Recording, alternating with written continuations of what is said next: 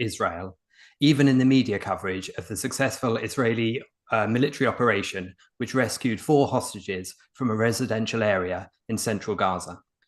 The hostages were held captive in Gazan homes. And during the operation itself, the Israeli were under constant fire, both within the buildings where the hostages were held and outside under fire from RPGs.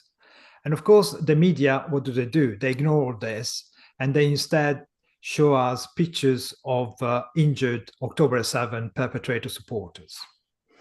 Welcome to the Daily Objective. This is day 247 of the war in Israel.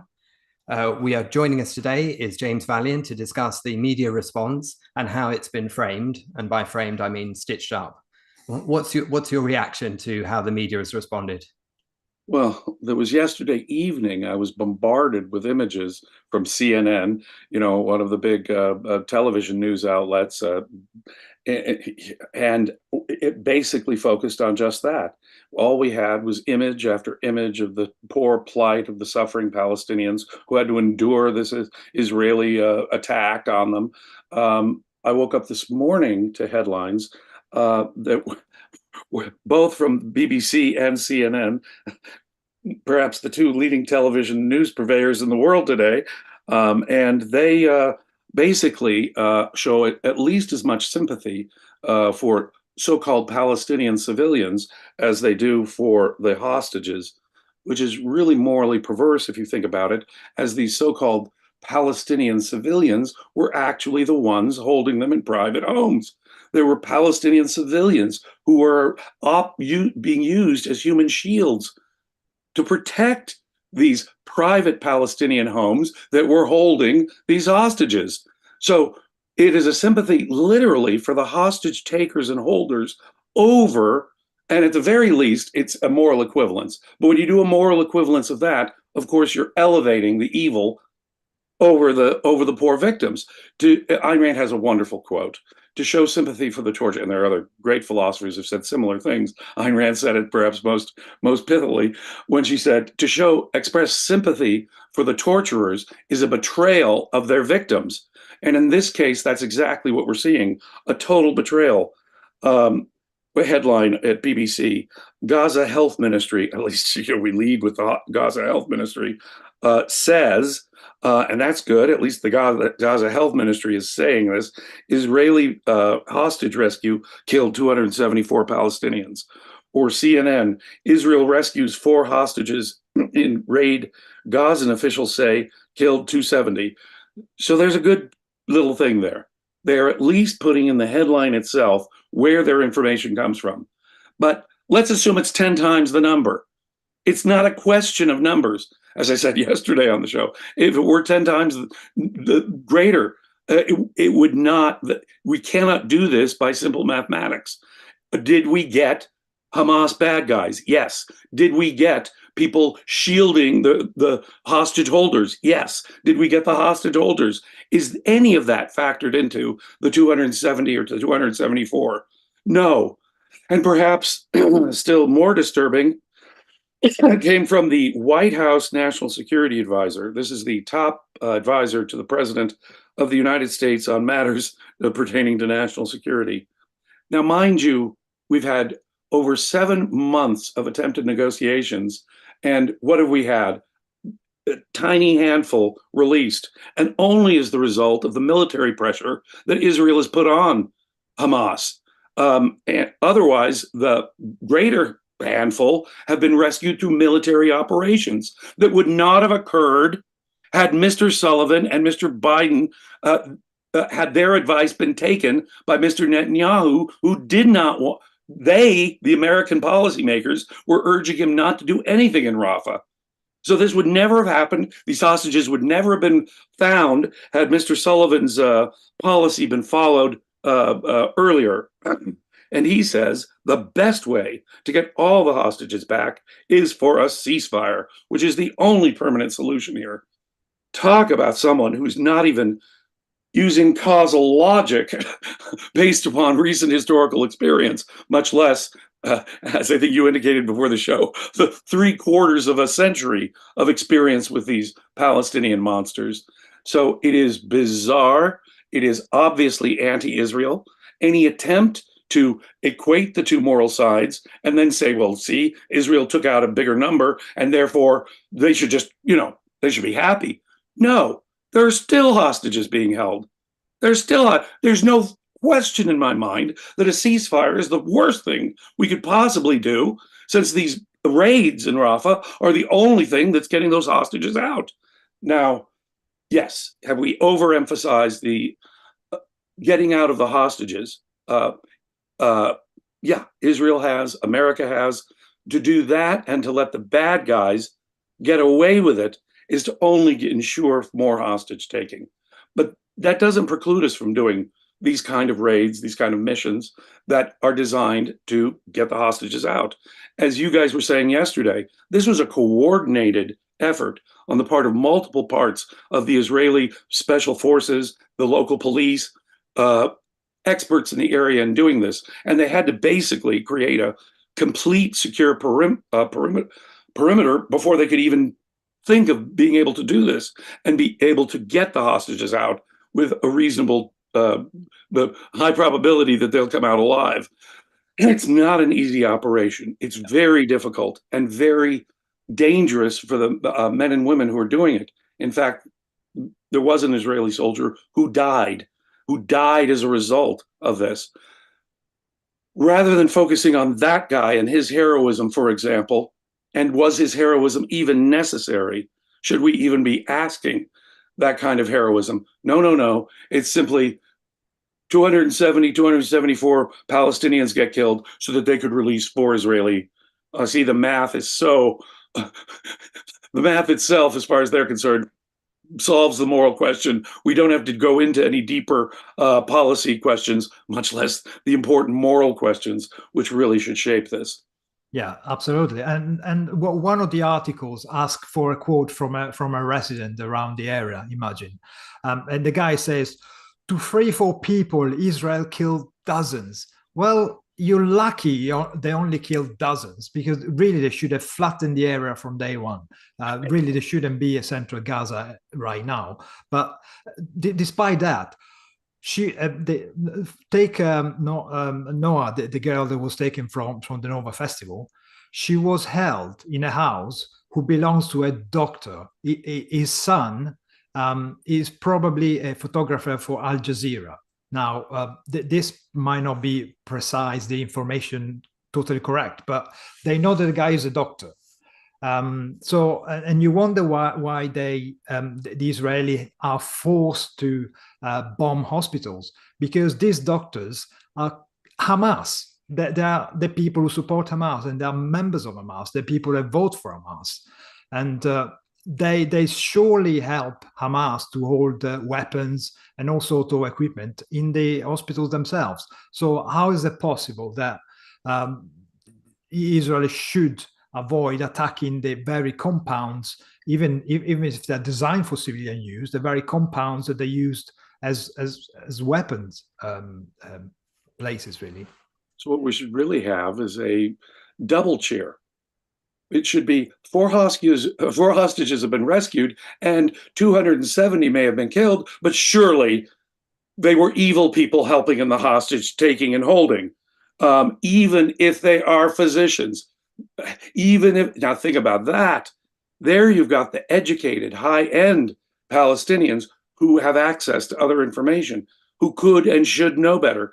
No. I think we should send up fireworks both for the release of the hostages and for the richly and justly deserved killing of, if it happened. Let's hope that this time the Gaza ministry is not overestimating the numbers, because I'm very happy that at least 270 Palestinian, quote, civilians were killed as well. It's not a, hey, this but that for me. It's a hooray this and hooray that. Yeah, no, absolutely. And I think it's notable that the Al-Aqsa Hospital is actually called the Al-Aqsa Martyrs Hospital, which already gives you a pretty good indication of where the morality lies and what the the thinking is across Gaza for medical staff as well as for the government and how the country is run. I think what this highlights for me is some of the standard con, the trick, the sort of moral deception that occurs in a lot of the reporting that we've seen throughout this whole period. For example, in lots of the articles you see on this war in Israel, you often see a small paragraph related to the events of October the 7th. It's a cut and paste job. It's normally right at the bottom of the article.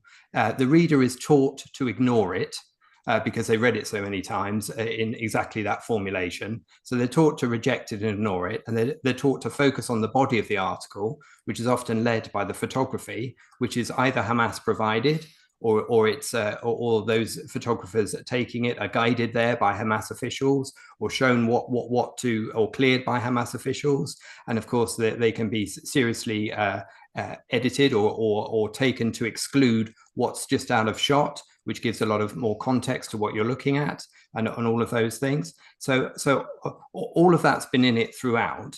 But in this particular case, what you had was a clear example of cause and effect. You had the simple cause. You take hostages and you get bombed and you may well die when they're being rescued, and that wrong is righted. That is a simple cause and effect. And in reality, that is true. But within a very quick space of time, the narrative has been set to split that off into two. And you've got stories about hostages being reunited with their families. And isn't that wonderful? Which, of course, it is. And then, of course, next to it and quickly dominating the headlines above that story about the hostages, what you've got is all of the stories about Palestinians in the hospital and the people in that area who were trying to prevent the rescue of the hostages and who were holding the hostages in the first place. How do we understand the ability for people in the West to make these leaps and not to drop the morality they could clearly see one second and then just push it away and evade it the next? I find that incredible. Are they really grasping the morality of murder and mass murder in the first place?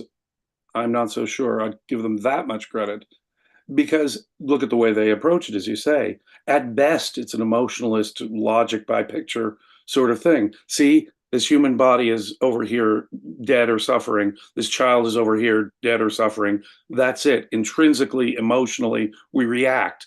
And, well, as we've said sometimes, it's staged. It's not even a real out of context photo. We just, okay, dead body, make sure you don't move before the camera stops filming.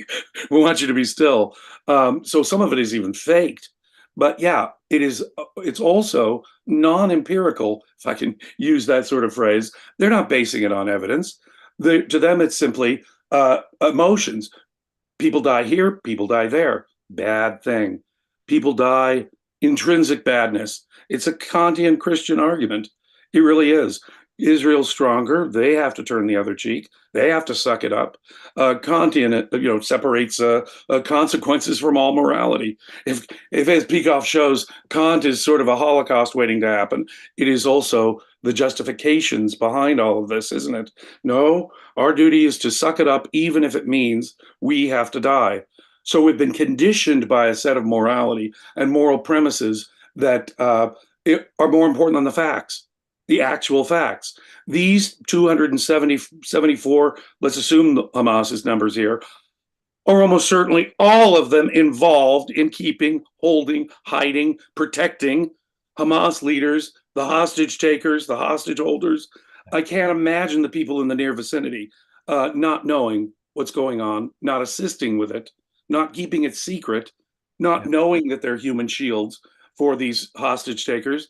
No, in all likelihood, the vast majority of these people were truly evil and guilty of the crime itself.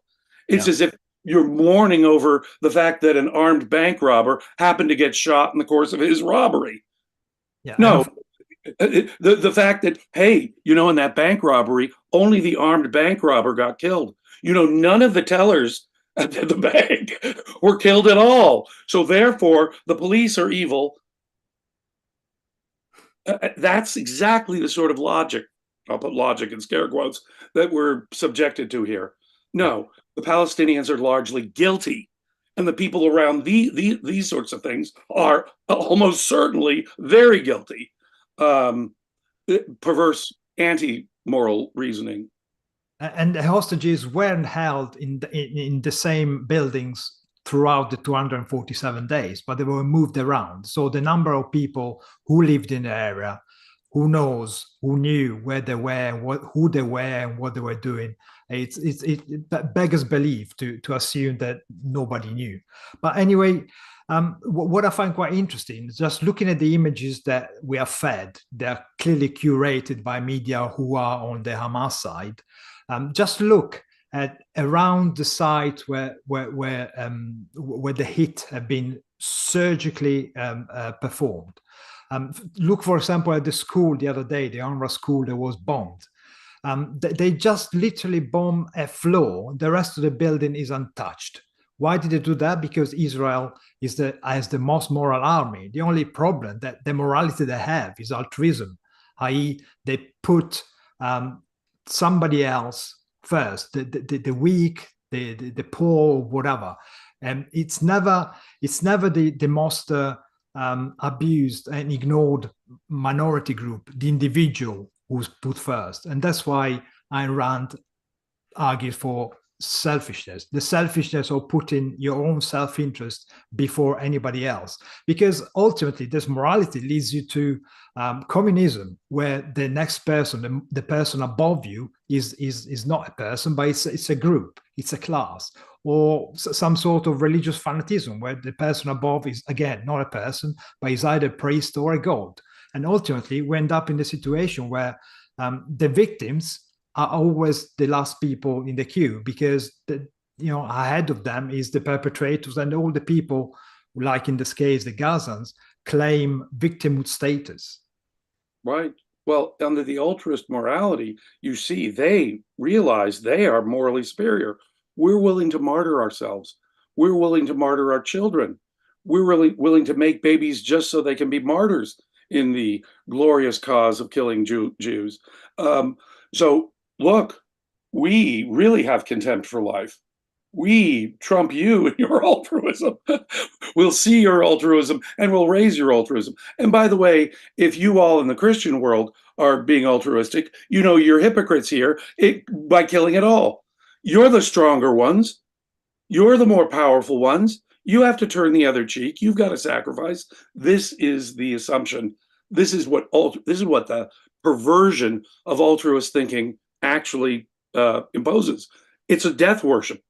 It really is. At the end of the day, who can suck it up and die better? Who can be a martyr for their cause better? See, the Israelis, if they're willing to just suck it up and take October 7th and not respond, boy, that's the only way they're going to get moral credit. Because after all, look how suicidally altruistic these savage mystics are. Boy, that is an upside down, inside out world, the upside down, inside out world of altruism, that altruism necessarily does. It sets humans against human life. So the individual life, of course, Marco, that's got to be the lowest priority. Actual individuals living, which should be the centerpiece here. What will protect individual life? What will help individual life thrive and prosper? No. Your premises are far too earthly, Marco, for the religious types, and even far too Machiavellian from their standpoint. Immoral. I mean, only altruism is morality, according to our best university professors in the West. That's the perversity we're living with here. Absolutely. And look at it. It's doctors, mothers. No, the entire Palestinian culture, as you say, as they're moving them from location to location. How many dozens upon dozens, if not hundreds upon hundreds of ordinary Palestinians are in on it, know about it, and are actively helping it. No, the culture is the enemy. And as I say, we have two reasons for cheering, not a let's balance it out mathematical form of moral intrinsicism. Hooray! Palestinians who were most likely involved themselves in the holding of hostages themselves face justice. So hooray there were rescues, and hooray, the Palestinians died. I get angrier every time I say that. I repeat myself. Totally understand, James. Thank you very much to Jonathan Honig for your super chat. We appreciate it. Thank you, Jonathan. I think one of the things I've noticed in this reporting is the number of deceptions there are in it, or the number of things you're expected to believe and understand, and the contradictions you're expected to take. I mean, this is clearly a precision operation from Israel. If it wasn't a precision operation, you wouldn't have released 4 live hostages, would you? So you're not indiscriminately bombing and randomly attacking different areas. You have a specific military goal in mind. Then it means you need to be exceptionally careful in order to achieve that military goal in the first place. Otherwise, you'd be killing your own hostages in the attempt to rescue them. So it's, you know, that has to be thrown out. And I think also what's interesting here is the objectivity in terms of reporting and in terms of moral judgment, because those two are often fused together or confused together, because obviously we want in reporting anything it to be based on the facts, on reality, but you don't want objectivity to mean neutrality in every situation and never making a moral judgment about what it is you are reporting and what it is you are presenting and what the full picture indicates in terms of that. Right. Can you imagine translating this, say, to World War II? And let's imagine, let's say, there were hostages being held somewhere by Nazis, and there was a battle going on. It would have been reported something like I said. Not only did they release the hostages, but do you know dozens and dozens of these Nazis were also killed in the process? So that it's very sad that what tenuous hold we had even then on moral righteousness has utterly disappeared. Utterly disappeared. The West is evil, presumptively, or at best, we have to be culturally relativistic. Who are we to judge some other culture? And if we've reduced ourselves to that point, and unfortunately, philosophy has reduced, especially intellectuals in the West, the media in the West, if we're reduced to that kind of anti-logic about morality, then we're entered into a conceptually non-objective universe of reporting. It cannot be objective. Their moral values have already warped the nature of their presentation. An objective presentation, as you point out, would not ignore morality. It would include, in effect, this sort of evaluation, one much more like we would have gotten during World War II. And hey, we also killed a bunch of Nazis when we did it.